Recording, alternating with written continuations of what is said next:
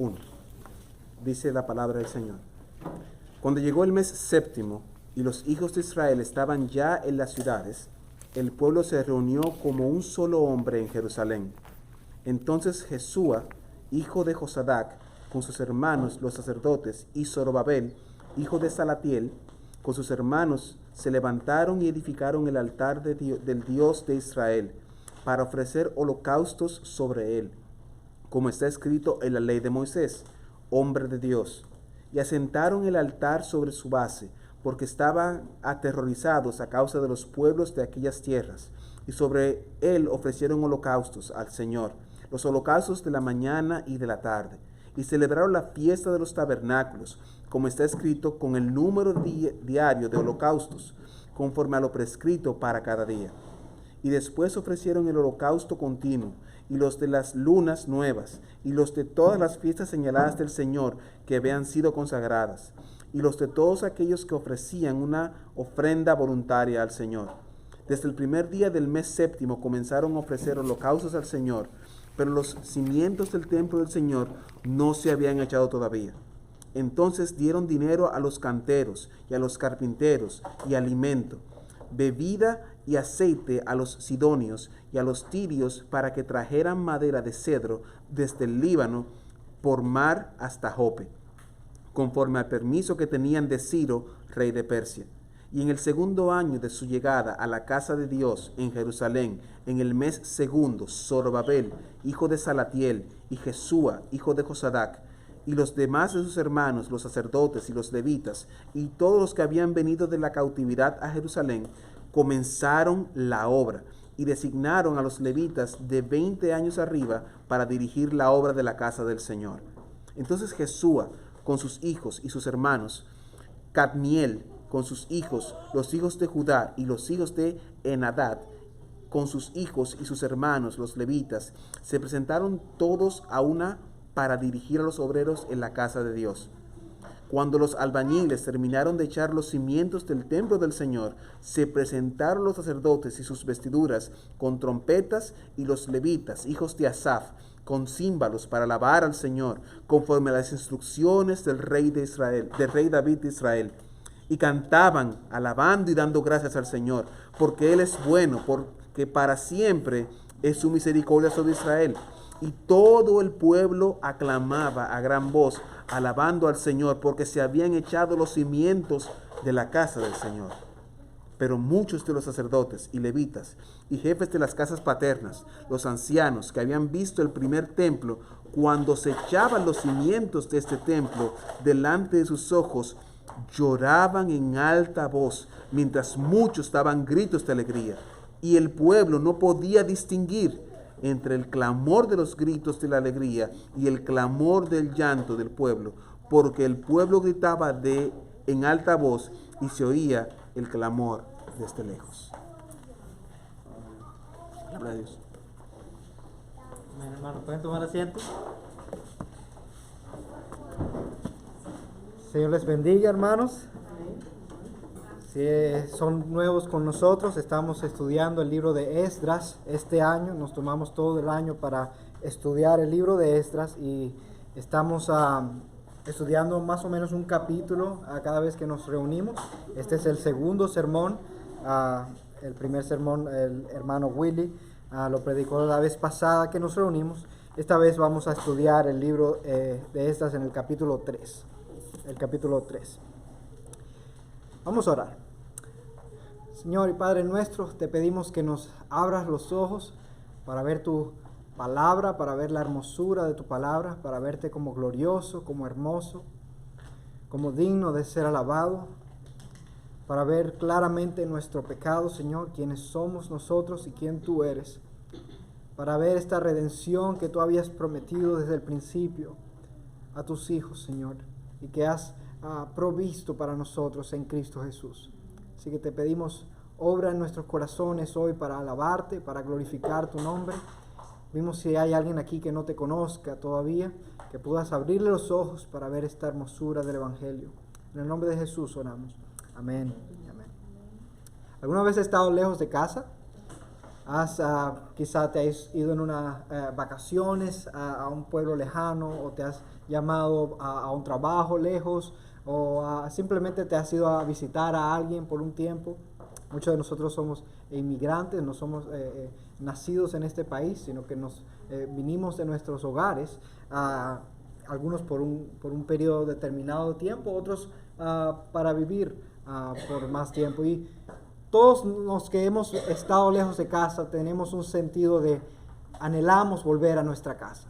Anhelamos volver a ese lugar donde quizá crecimos, quizás sea por el sonido de las olas, donde vivíamos cerca de la mar, o quizás sea por la comida que representaba tan típicamente nuestra cultura, quizás sea por nuestra familia, ¿no? Por nuestros padres, nuestras madres. Quizás sea un olor específico que te recuerda a casa. Y cuando cada vez que hueles ese olor, tú dices, wow, quiero ir a casa, anhelo ir a casa. El pueblo de Israel, en este libro, había pasado 70 años en cautiverio en Babilonia. Habían sido llevados de su hogar a un lugar lejano, donde no pertenecían, donde no era su hogar. Después de 70 años, el rey Ciro de Persia da un edicto donde permite al pueblo volver a su hogar después de tanto tiempo. Podemos entender, ¿no? Podemos quizá reflexionar y relacionarnos con el tipo de cosas que estaban sintiendo las personas al regresar después de tanto tiempo. Algunas personas habían nacido en Babilonia, pero algunos, como vamos a ver en el texto, habían crecido en Israel y habían visto cómo era antes y ahora estaban volviendo después de tanto tiempo. En este libro vamos a ver cómo Dios nos recuerda de que Él es soberano por encima aún de todo poder y autoridad en este mundo. Vamos a ver que Dios es soberano por aún encima de dioses, de reyes paganos como Ciro, como Artajerjes, que vamos a ver en este texto, en este libro. En los primeros 2 capítulos vimos cómo este Dios soberano, este Dios del cielo y de la tierra, este Dios de todos los reyes, usa a un rey pagano, el rey de Persia, para permitir que su pueblo Israel vuelva a su tierra y cumplir una promesa que él mismo había dado a su pueblo para comenzar la reconstrucción del templo. Ahora en este capítulo, en el capítulo 3, vamos a ver cómo Dios cumple sus promesas al pueblo, los trae de vuelta a la tierra prometida y al mismo tiempo les recuerda que hay un cumplimiento que todavía está por venir. Si tú no eres un cristiano, probablemente alguna vez has sentido este deseo de volver a un lugar, de volver a casa. Quiero que veas que ese deseo, ese anhelo de volver a un lugar, ese anhelo de ese sentimiento de no estar donde perteneces, en última instancia, apunta a un anhelo que Dios puso en todas sus criaturas. Es un anhelo de volver a Él mismo, de volver a Dios. Quiero que veas esto conmigo en este texto. Vamos a ver tres partes cómo este texto se divide, el capítulo entero. Vamos a ver del versículo 1 al 6 que Dios restaura el culto. Luego vamos a ver en el versículo 7 al 9 que Dios comienza la reconstrucción del templo. Y luego en el versículo 10 al 13 Dios promete un mejor templo. He titulado este sermón, Cristo, el templo supremo. Cristo, el templo supremo. En el versículo 1 del capítulo 3 vemos que cuando llegó el mes séptimo y los hijos de Israel estaban ya en las ciudades, el pueblo se reunió como un solo hombre en Jerusalén.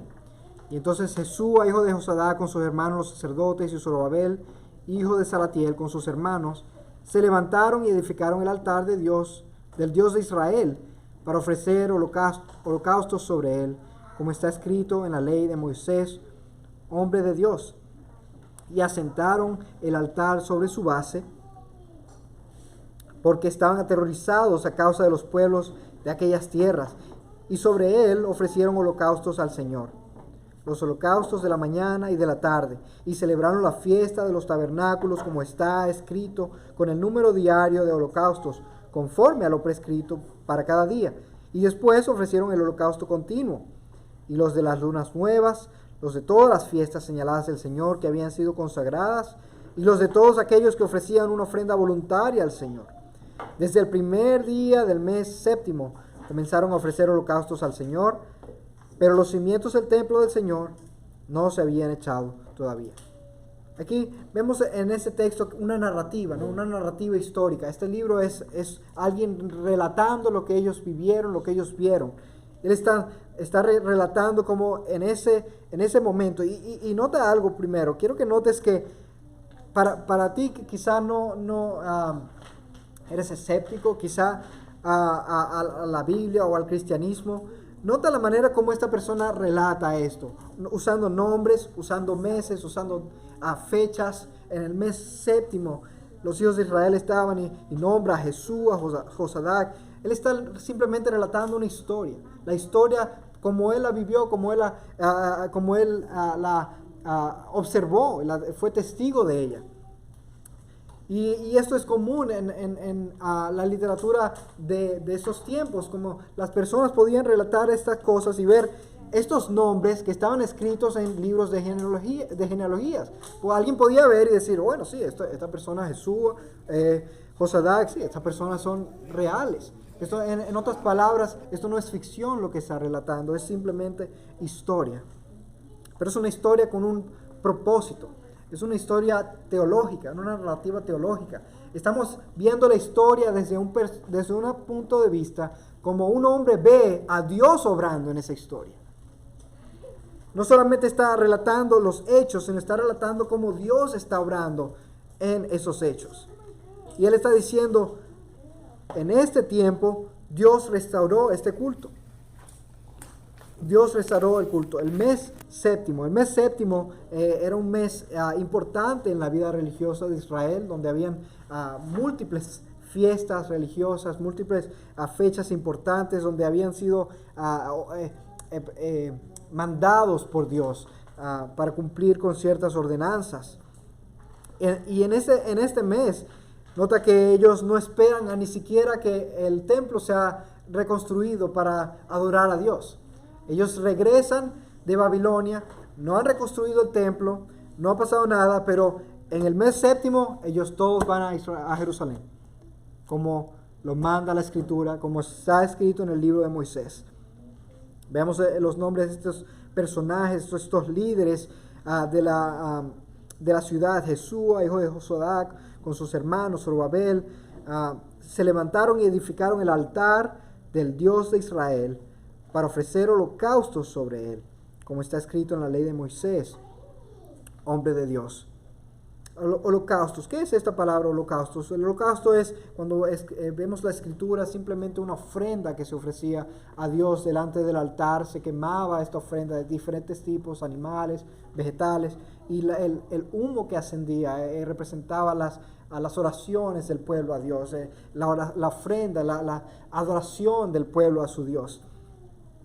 Estos holocaustos se ofrecían en diferentes días. Algunos se ofrecían en una fecha específica, otros se ofrecían en una hora específica del día. Y aquí vemos cómo se reanudan esos holocaustos que habían parado porque el pueblo había sido exiliado, no estaban en su tierra.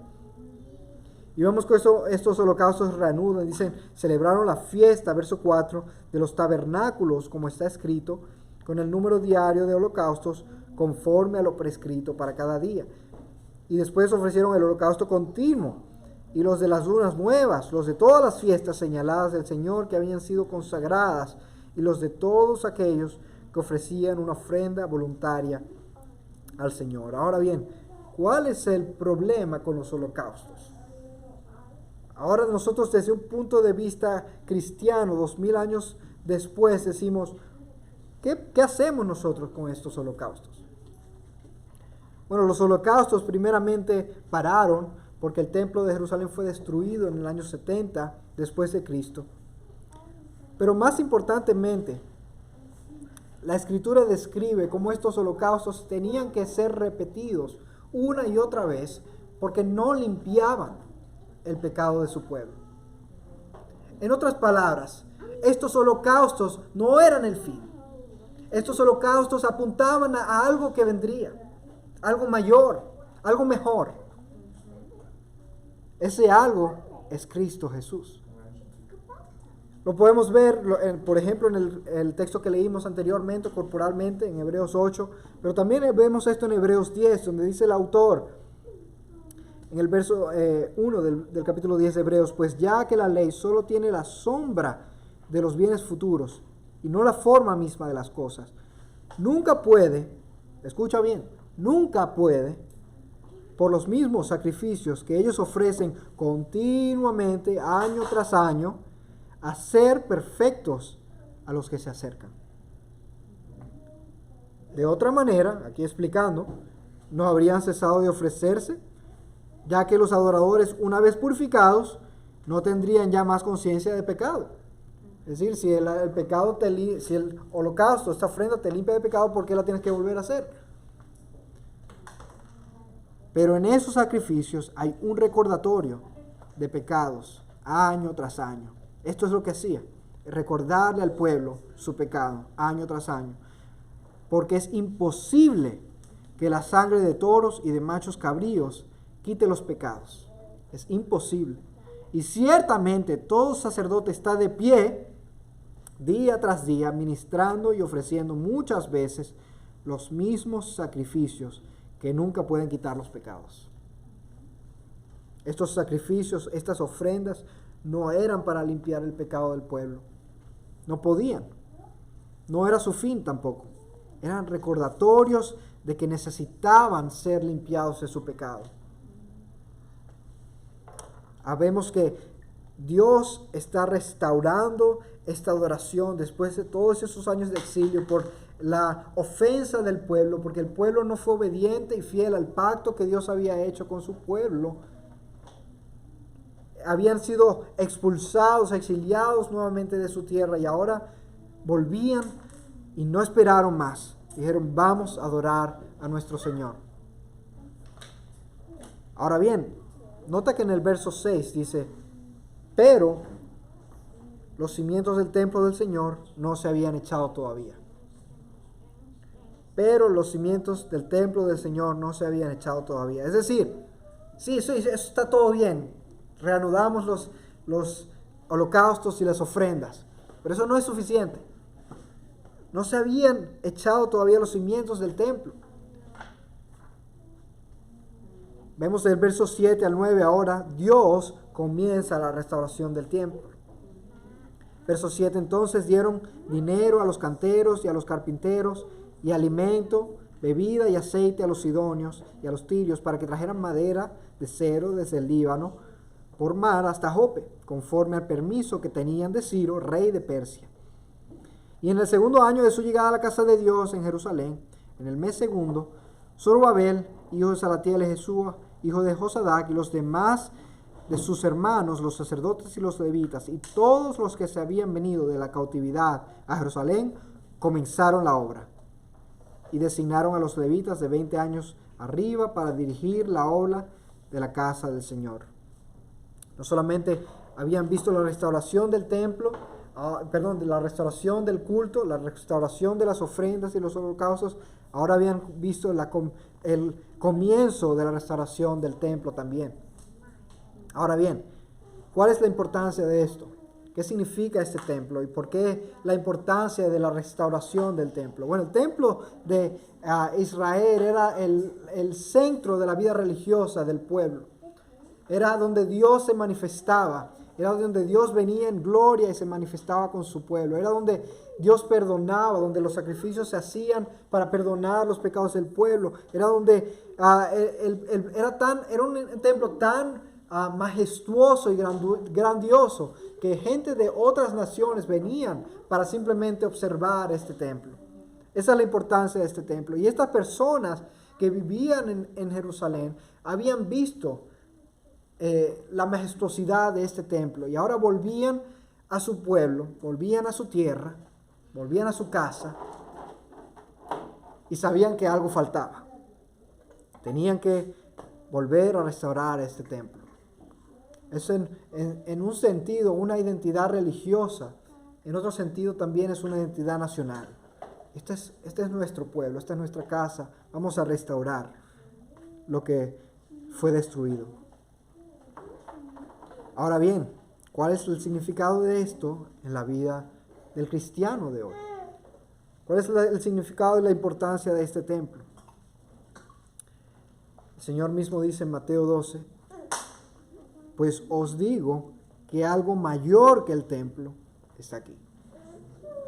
Algo mayor que el templo está aquí.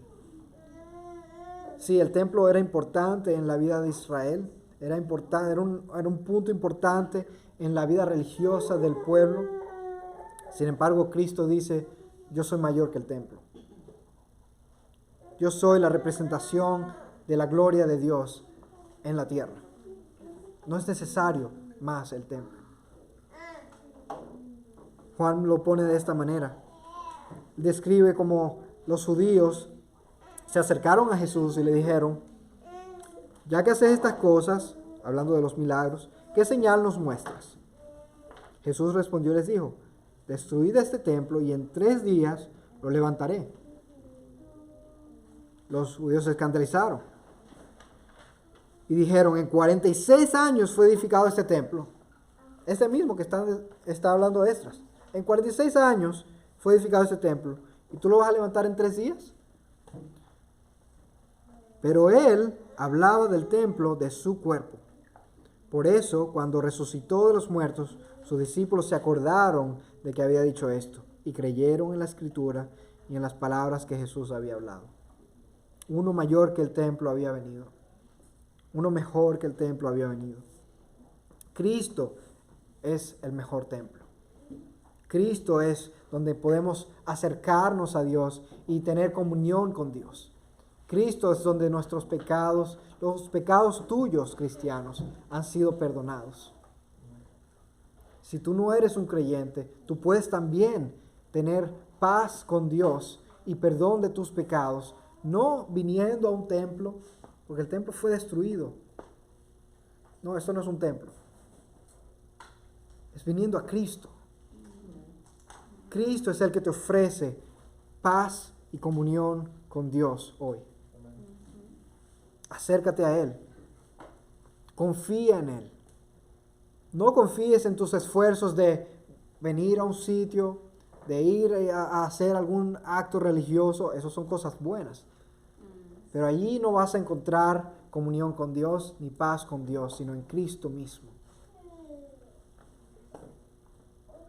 Ahora más aún, la Escritura describe cómo la iglesia es el templo de Dios.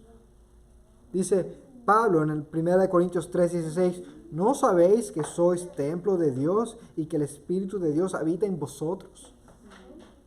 Si alguno destruye el templo de Dios, Dios lo destruirá a él, porque el templo de Dios es santo y eso es lo que vosotros sois. Pablo describe cómo la iglesia hoy es el templo de Dios, donde Dios se manifiesta. No el edificio, la iglesia. Tú y yo, hermano, por quien Cristo murió. El pueblo de Dios, redimido en la cruz, es en ese pueblo donde mora el Espíritu Santo. Ahora vemos no solamente que Dios restaura el culto, no solamente que Dios comienza la restauración del templo, pero Dios también promete un mejor templo. Pero esto sería un escándalo para el judío porque no es posible. Tenemos que ver el templo construido aquí. Vamos a ver el texto, verso 10. Cuando los albañiles terminaron de echar los cimientos del templo del Señor, se presentaron los sacerdotes en sus vestiduras con trompetas y los levitas, hijos de Asaf, con címbalos para alabar al Señor conforme a las instrucciones del rey David de Israel. Y cantaban alabando y dando gracias al Señor, porque Él es bueno, porque para siempre es su misericordia sobre Israel. Estamos comenzando la restauración del templo. Esto es júbilo, fiesta, a celebrar. Vamos a lanzar la casa por la ventana, como decimos en mi país. Sin embargo, seguimos leyendo, y todo el pueblo aclamaba a gran voz, alabando al Señor, porque se habían echado los cimientos de la casa del Señor.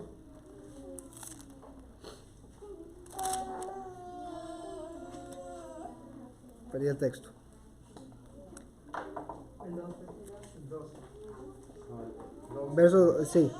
El verso 2, verso 11, verso 12 ahora. Pero muchos de los sacerdotes y levitas y jefes de casas paternas, los ancianos que habían visto el primer templo, cuando se echaban los cimientos de este templo delante de sus ojos, lloraban en alta voz, mientras muchos daban gritos de alegría.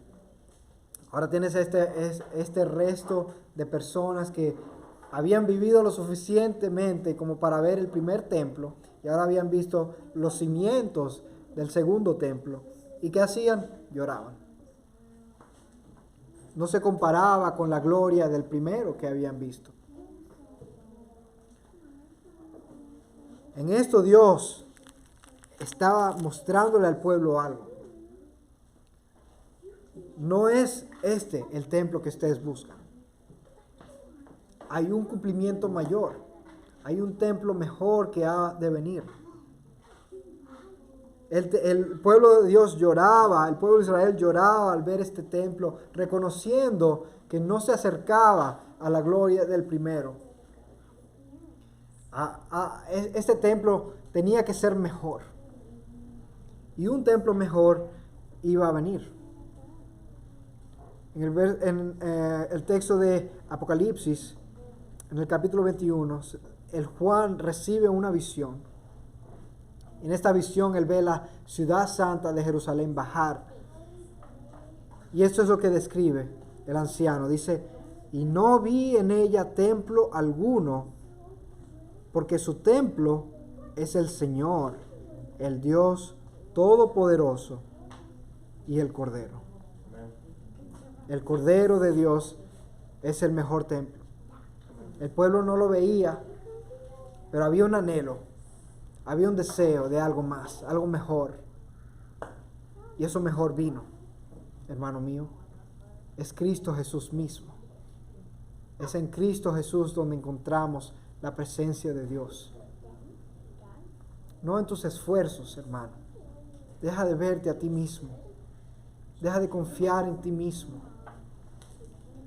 Vuelve a Cristo y su obra de justificación, su obra de redención, que es suficiente para perdonar. Es suficiente, no hace falta nada más. Escucha las palabras de Hebreos otra vez.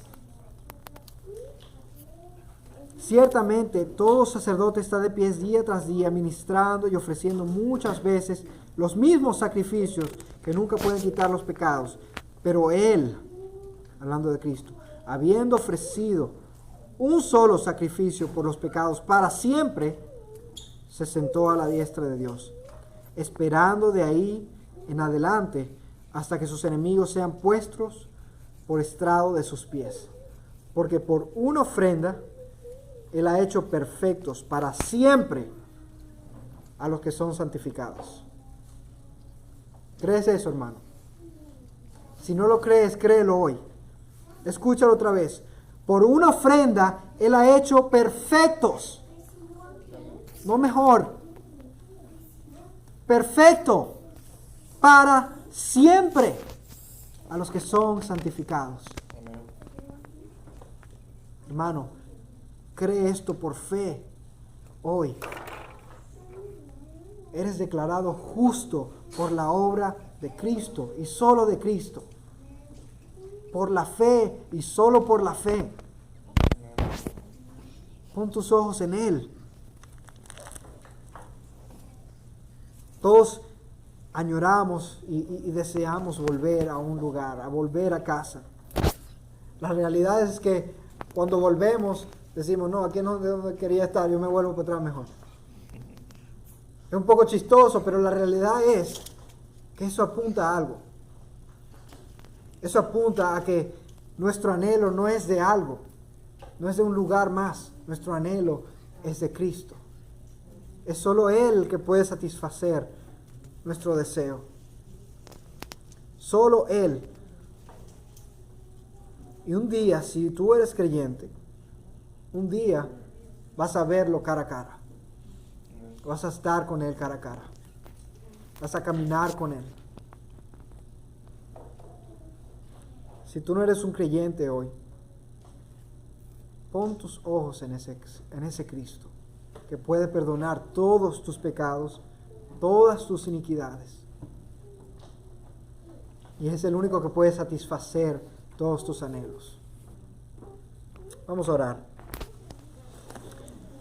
Señor y Padre, te damos las